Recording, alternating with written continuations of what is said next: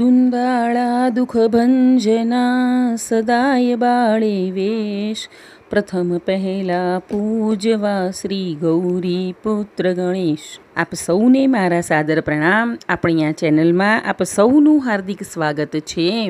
આજે આપણે ગણેશ સ્થાપનાના નિયમો, સ્થાપના વિધિ, મંત્ર અને પૂજા વિધિ વિશે વાત કરીશું.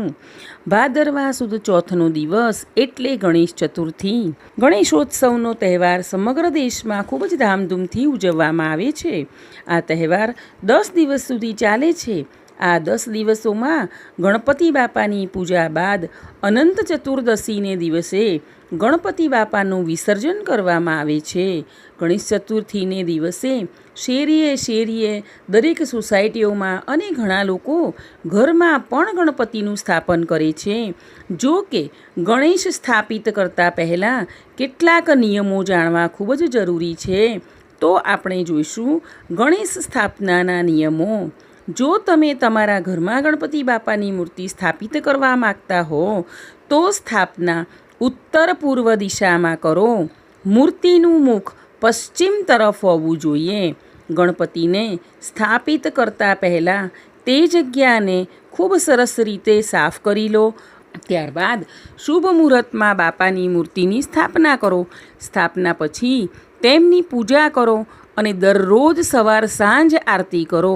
બંને સમયે ભગવાન ગણેશને ધૂપ દીપ કરી નૈવેદ્ય અર્પણ કરો. એક વાતનું ખાસ ધ્યાન રાખવું કે એકવાર મૂર્તિનું સ્થાપન કરી લીધા પછી તેને હટાવવી નહીં. વિસર્જન સમયે જ મૂર્તિને ત્યાંથી હટાવી શકાય છે. ઘણા લોકો પોતાના ઘરે ગણપતિની સ્થાપના 1 કે 1.5 દિવસ, 3 દિવસ, 5 દિવસ, 7 દિવસ કે પછી પૂરેપૂરા બધા દિવસ પણ રાખી શકાય છે. ત્યારબાદ તેનું વિસર્જન કરવામાં આવે છે.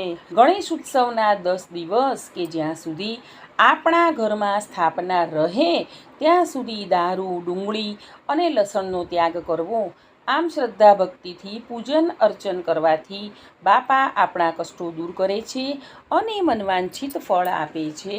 હવે આપણે જોઈશું ગણેશ સ્થાપના પહેલાં બોલવાનો મંત્ર અને તેમની સ્થાપના વિધિ તથા પૂજા વિધિ.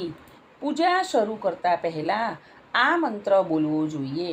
ગજાનનમ ભૂત ગણાધિ સેવિતમ કપિત્થ જંબુ ફલચારુ ભક્ષણમ ઉમાસુતમ શોક વિનાશકારકમ નમામિ વિઘ્નેશ્વર પાદ પંકજમ. ત્યારબાદ હવે આપણે વારાફરતી કઈ રીતે પૂજા કરવી, કઈ રીતે સ્થાપના કરવી તે બધું વિગતવાર જોઈશું. આ દિવસે સૂર્યોદય પહેલાં સ્નાન કરીને નવા કપડાં પહેરી પૂજા સ્થાને પૂર્વ દિશા તરફ મોં રાખીને પવિત્ર આસન પર બેસવું અને ગણેશ સ્થાપનાનો સંકલ્પ લેવો. તમારી સામે એક બાજટ મૂકો. તેની ઉપર સફેદ કે લાલ કપડું પાથરો. તેના પર ચોખા રાખો. પછી એક તાંબાના વાસણમાં ચંદન કે કંકુથી સ્વસ્તિક બનાવો અને તેને બાજોટ પર મૂકી દો. આ વાસણમાં સ્વસ્તિક ઉપર ફૂલની પાંખડીઓ પાથરો અને તેના પર ભગવાન ગણેશની સોના, ચાંદી, તાંબા, પિત્તળ કે માટીની મૂર્તિ સ્થાપિત કરો. પછી સંકલ્પ લઈને પૂજા શરૂ કરવી. હવે આપણે જોઈશું પૂજા વિધિ. ગણેશજીની મૂર્તિ પર પહેલાં જળ અને પછી પંચામૃતના થોડા ટીપા છાંટો.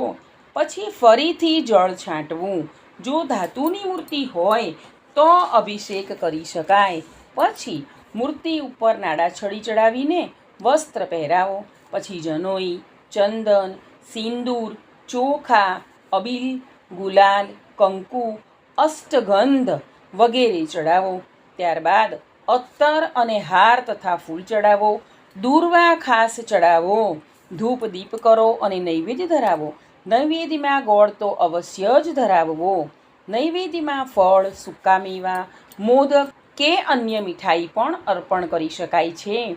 નૈવેદ્ય ધરાવ્યા બાદ મૂર્તિ પાસે જ આચમન માટે વાસણમાં 5 વાર જળ છાંટો. આ બધું થઈ ગયા બાદ નાગરવેલના પાન ઉપર લવિંગ અને ઇલાયચી રાખીને ભગવાનને અર્પણ કરો. દક્ષિણા મૂકો. પછી આરતી કરો. અંતે ઓમ ગંગ ગણપતયે નમઃ મંત્ર બોલીને પૂજા પૂર્ણ કરવી.